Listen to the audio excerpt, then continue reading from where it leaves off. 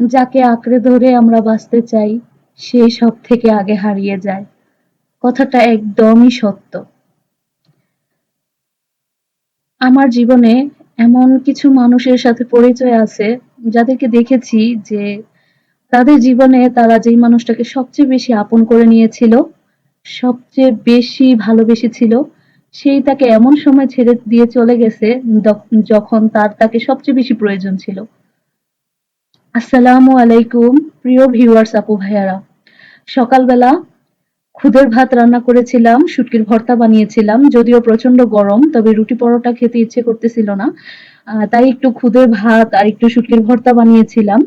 কিন্তু কিভাবে যে ভিডিওগুলো ডিলিট হয়ে গিয়েছে সেটা হচ্ছে আমি বুঝতেই পারলাম না। অনেকবার হচ্ছে খুঁজলাম, অনেক চেষ্টা করলাম। খুবই খারাপ লাগলো। আসলে এত কষ্ট করে একটা ভিডিও করার পর, একটা ফুটেজ নেওয়ার পর সেটা যদি হারিয়ে যায় তাহলে কিন্তু অনেক বেশি কষ্ট লাগে।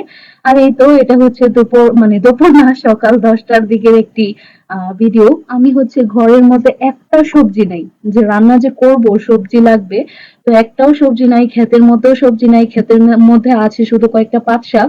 তো ইদানিং হচ্ছে একটানা ৩-৪ দিন পাট শাক খাওয়া হয়েছে, তো এখন আর কেউ খাবে না। তো আমি যে কি দিয়ে কি রান্না করব সেটা বুঝতেই হচ্ছে আমার অনেক মানে সেটা ভেবে চিন্তে ভাবনা চিন্তা করতেই হচ্ছে অনেক বেলা হয়ে গিয়েছিল। তারপর হচ্ছে ভাবলাম যে যাই একটু খেতে যাই, দেখি কয়েকটা ভেন্ডি পাই কিনা বা ঢেঁড়স। তো ঢেঁড়স খেতে গিয়ে আমি যে একটু শুট করব সেই উপায় নেই। সূর্যের যে কি পরিমাণ তাপ সেটা তো দেখতেই পেয়েছেন। তো আমি হচ্ছে আমাদের ছাদের উপরের গাছ থেকে কয়েকটা হচ্ছে উস্তা পেড়ে আনছি। আর এই একটা ছোট করলা ছিল ঘরে, সেটা কেটে নিছি, আর হচ্ছে আলু কেটে নিছি, ডিম দিয়ে রান্না করব। তো এই তো করলা কেটে নিলাম, আলু পেঁয়াজ কেটে নিলাম, আর ফ্রিজ থেকে হচ্ছে মানে ১ প্যাকেট হচ্ছে টমেটো বের করে নিছি। টমেটো হচ্ছে ফ্রোজেন করে রাখছিলাম হালকা ভাপ দিয়ে। তো প্রিয় আপু ভাইয়ারা, এই প্রচন্ড গরমে যদিও আমাদের রান্নাঘরে একদমই ঢুকতে ইচ্ছে হয় না, তারপরেও তো রান্না করতেই হবে, খেতে তো হবেই। পেট তো আর বুঝবে না যে বাহিরে কি পরিমাণ গরম আর তাপমাত্রা। তবুও তো আমরা ঘরে আছি যারা হচ্ছে সাধারণ নিম্ন শ্রেণীর মানুষ, মধ্যবিত্ত বা নিম্নবিত্ত, তারা যে বাহিরে রোদের মধ্যে খোলা আকাশের নিচে কত কষ্ট করে কাজ করতেছে, তাদের অবস্থা কিরকম। তো সেটা ভাবলেই হচ্ছে মনে হয় যে আমি তো সুখেই আছি, ভালোই আছি ঘরের ভিতরে ফ্যানের নিচে। আর যারা এত কষ্ট করে কাজ করতেছে তাদের অবস্থা কিরকম। তো সবসময় হচ্ছে আলু দিয়ে ডিম দিয়ে রান্না করলে আলুটা ভেজে রান্না করি। আজকে ভাবলাম যে আলুটা ভেজে রান্না করব না, মাংসের মধ্যে যেমন আলুটাকে কষিয়ে রান্না করা হয়, তো এরকম ভাবে হচ্ছে আজকে ডিম দিয়ে আলু দিয়ে কষিয়ে রান্না করব। তো প্রথমে একটু হলুদের গুঁড়া, একটু লবণের ছিটা দিয়ে হচ্ছে ডিমটাকে ভেজে নামিয়ে নিয়েছিলাম একটু লাল লাল করে। আর ফ্রিজে হচ্ছে ডিমও শেষ হয়ে গিয়েছিল, তো ৪টা ডিমই ছিল। তো বাজার করতে হবে, বাজার টাজার একদম শেষ। হাজবেন্ড হচ্ছে সময় পাচ্ছে না বাজারে যাওয়ার। তো আর এই প্রচন্ড রোদের মধ্যে, গরমের মধ্যে আমারও হচ্ছে যেতে ইচ্ছে করতেছে না। আর মা বাবা তো দুজনই অসুস্থ। তো এখানে হচ্ছে পেঁয়াজ কুচি, তারপর হচ্ছে তেলের মধ্যে ভেজে নিয়ে হলুদের গুঁড়া, মরিচের গুঁড়া, লবণ, আর হচ্ছে আদা রসুন বাটা, আর হচ্ছে একটু জিরার গুঁড়া দিয়ে হচ্ছে ভালো করে কষিয়ে নিয়ে আমি একদম ছোট ছোট করে কেটে রাখছিলাম আলুগুলোকে কিউব করে। তো আলুগুলো হচ্ছে দিয়ে দিছে অনেকগুলো হচ্ছে পেঁয়াজ কুচি সাথে। তো পেঁয়াজ কুচিটা আর আলুটা দিয়ে হচ্ছে আমি এখন বেশ কিছুক্ষণ ধরে কষিয়ে নিব। তো একটু সকাল সকাল রান্না করে ফেললে হয় কি যে একটু কষ্টটা কম হয়, কিন্তু আজকে হচ্ছে আমার রান্না করতে দেরি হয়ে গিয়েছে। ওই যে ঘরে কোনো সবজি ছিল না, সেটার মানে ব্যবস্থা করতেই হচ্ছে লেট হয়ে গেল। তো যারা এখনো পর্যন্ত আমার ব্লগটি দেখতেছেন কিন্তু একটি লাইক দেন নাই, প্লিজ আপু ভাইয়েরা একটি লাইক দিয়ে দিবেন। আর যাদের কাছে হচ্ছে আমার ব্লগটি দেখে ভালো লাগবে বা ভালো লাগতেছে, চাইলে আমার চ্যানেলটি সাবস্ক্রাইব করে আমার পাশে থেকে যেতে পারেন। আর যারা ইতিমধ্যে সাবস্ক্রাইব করেছেন আপনাদেরকে তো অসংখ্য অসংখ্য ধন্যবাদ। তো আমার আলু পেঁয়াজটা ভালো করে কষানো হয়ে গিয়েছে, আমি কিন্তু ঝোল দিয়ে দিছি। আর হচ্ছে ভালো করে ঝোলটাকে মানে জাল করে নিব। আর হচ্ছে এই তো ডিমটাকে হচ্ছে আমি মাঝখান দিয়ে কেটে তরকারিতে দিয়ে দিছি, তারপর হচ্ছে ওপর দিয়ে একটু জিরে গুঁড়ো দিয়ে নামিয়ে নিয়েছি। আর এখানে হচ্ছে আমি আজকে করলা দিয়ে আলু দিয়ে একটা পাতলা ঝোল তরকারি রান্না করব। তো এখানে হচ্ছে আমি তেল দিয়ে দিছি আর দিয়ে দিছি হচ্ছে পেঁয়াজ কুচি। তো পেঁয়াজ কুচিটাকে একটু ভালো করে ভেজে মানে বেশিক্ষণ ভাজবো না, একদম লাল করে ফেলবো না। তো একটু ভেজে নিয়ে তারপর পরিমাণ মতো লবণ আর হলুদের গুঁড়া, মরিচের গুঁড়া এই যে এই শুকনো মরিচটা হচ্ছে খাচ্ছি, তো এটা যে এত পরিমাণ ঝাল হবে সেটা বুঝতেই পারি নাই। তো গতদিন হচ্ছে যে আমি ব্রিকেট মাছের তরকারি রান্না করছিলাম পেঁয়াজ কুচি দিয়ে। আমি সবসময় যে পরিমাণ মরিচের গুঁড়া দেই ওই পরিমাণ মরিচের গুঁড়া দিয়েই হচ্ছে তরকারিটা রান্না করেছি, কিন্তু খেতে গিয়ে দেখি অনেক বেসম্ভব ঝাল হয়ে গিয়েছিল। তো এই জন্য হচ্ছে শুকনো মরিচটা কমিয়ে দেই, আর এত সুন্দর রং হয় এজন্যই হচ্ছে সবসময় আমি নিজের হাতে বাজারে গিয়ে হচ্ছে মরিচ দেখে তারপর হচ্ছে সেটাকে বাসায় এনে শুকিয়ে বটু টটু বেছে তারপর হচ্ছে নিয়ে বসে থেকে ভাঙিয়ে আনি। যদিও কষ্ট হয় ধাকে বসে থাকতে, তারপরও কিন্তু আমি এটা বসে থেকে করে আনি।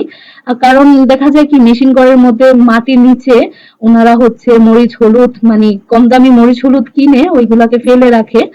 যদি সামনে না থাকি তাহলে কিন্তু ওইগুলা দিয়ে দেয়। তো গল্প করতে করতে কিন্তু আমার করলা আলুর ঝোলের তরকারিটা হয়ে গিয়েছে। তো প্রথমে আলুটাকে কষিয়ে নিয়েছিলাম, তারপর করলাটাকে দিয়েছি। আর করলা তরকারি সবসময় এক আঁচে রান্না করবেন। এক এক এক সময় হচ্ছে কম আঁচ, এক সময় বেশি আঁচ, এরকম করে রান্না করলে কিন্তু করলাটা তিতা হয়ে যায়। একই ফ্লেমে রান্না করলে, একই হিটে রান্না করলে করলা তরকারিটা একটু কম তিতা হয়। আর যেটা তিতা সেটা তো একটু তিতা হবেই, মানে সেটার জাত তিতাটা তো থাকবেই। কিন্তু অনেকের আছে যে করলা রান্না করলে হচ্ছে মুখেই দেওয়া যায় না। তো আমি কিন্তু সবসময় করলা রান্না করি, আমার করলা রান্না খুবই ভালো হয়। নিজের প্রশংসা নিজেই করতেছি। যাই হোক, ফ্রিজ থেকে ওই তো এক প্যাকেট টমেটো বের করে রাখছিলাম, ফ্রোজেন করে রাখছিলাম। টমেটোটা হচ্ছে একটু চাশনি করে নিলাম। তো দুপুরে রান্না বান্না শেষ, বসেছিলাম তো একটু কাজ করতেছিলাম, অন্য কাজ। তো এখানে হচ্ছে কিছু বাজার হচ্ছে আপনাদের ভাইয়া একজনকে দিয়ে পাঠিয়ে দিছে। আর এই তো আমি হচ্ছে এখন বাজারটা গুছিয়ে নিব। আসলে আম, ক্যামেরা স্ট্যান্ড নাই, তো এই জন্য হচ্ছে অনেক সময় অনেক কিছু করি আর সেটা হচ্ছে দেখানো সম্ভব হয় না। এই তো কলাটা বের করে নিলাম, পেঁয়াজ কুচিটা ঢেলে মানে রেখে আসবো। আর এই যে এই শ্যাম্পুটা নিজুডার, এই শ্যাম্পুটার নামটা আমি মানে কয়েকদিন ধরেই হচ্ছে খুঁজতেছিলাম আর ভুলে গিয়েছিলাম। আমার মাথার মধ্যে হচ্ছে গরমের দিন আসলে খুশকি হয়ে ঘায়ের মতন হয়ে যায় মাথার স্ক্যাল্পে। যদিও ২ দিন পর পরই হচ্ছে শ্যাম্পু করা হয়, তারপরও কিন্তু শ্যাম্পু করে তেল দিই, তারপরও কিন্তু দেখা যায় আমার এই সমস্যাটা হয়। আর তখন যদি এই শ্যাম্পুটা ইউজ করি, গেল ২-৩ বছর হয়নি, কিন্তু এই বছর আবার সমস্যাটা অনেক পরিমাণে দেখা দিছে। তো এই শ্যাম্পুটা হচ্ছে ওকে বলছিলাম কিনে আনতে, তো আনছে। আর এখানে হচ্ছে ২ প্যাকেট চকলেট আর গুল। আর এটা হচ্ছে আমাদের কম্প্রেসারের তেল। তো প্রতি মাসেই হচ্ছে তেল ভরতে হয়, না হলে দেখা যায় মোটর জ্বলে যাবে। আর এই যে চকলেট, গুল এগুলা কিন্তু খায় হচ্ছে আমার শাশুড়ি মা। যদিও ওনাকে অনেকবার না করা হয় এগুলা খেতে, আমিও না করি। কিন্তু যতই হোক আমি তো পরের মেয়ে, আমি যতই ভালোর জন্য না করি না কেন উনি তো মনে করবে খারাপই। কিন্তু এগুলা খেতে খেতে কানের অবস্থা যে, ওনার অবস্থা যে কি হচ্ছে সেটা উনি হয়তো বুঝতে পারতেছে না, কিন্তু আমি বুঝতে পারতেছি। এর আগে হচ্ছে এগুলা খেতে খেতে চকলেট, গুল এগুলা খেতে খেতে ওনার পেটের ভিতরে পাথর হয়ে গিয়েছিল। তখন হচ্ছে ডাক্তার ওনাকে একদম পান, গুল, জর্দা এগুলা, চা এগুলা খেতে একদম নিষেধ করছিল। কিন্তু কে শুনে কার কথা? ডাক্তারের কথাই শুনে না, আর আমাদের কথা কি শুনবে? তো আবারও হচ্ছে কয়েকদিন একটু কম খাইছিল। তো তখন হচ্ছে ঔষধের মাধ্যমে হচ্ছে এটা সেরে গিয়েছিল, অপারেশন করতে হয়নি। কিন্তু তখন হচ্ছে ডাক্তার হচ্ছে টোটালি নিষেধ করে দিয়েছিল এগুলা খেতে। প্রতিদিন দেখা যায় যে ২ ডিব্বা গুল হচ্ছে খেয়ে শেষ করে ফেলে, আর চকলেট সেটা তো অগণিত। তো আমি যতই বলি যে মা আপনি হচ্ছে চকলেট না খেয়ে সিবিট খেতে পারেন, এটা কিন্তু আপনার জন্য উপকারী, হাত পা যে জ্বালা পোড়া করে ভিটামিন সি এর অভাবে, তো সে তো আমার কথা বোঝে না।